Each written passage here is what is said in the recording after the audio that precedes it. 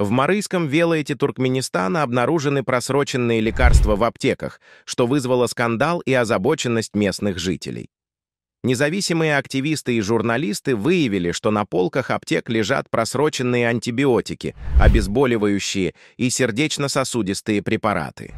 Жители обеспокоены за свое здоровье, особенно после случая в Каракумском Итрапе, где ребенок заболел после применения просроченных медикаментов. Люди требуют немедленных проверок аптек и строгого контроля за качеством лекарств. Однако власти пока не дали комментариев, и неясно, будут ли они усиливать контроль и вводить жесткие санкции против аптек, продающих просроченные медикаменты. Ситуация подчеркивает необходимость строгого контроля и ответственности со стороны фармацевтов и владельцев аптек.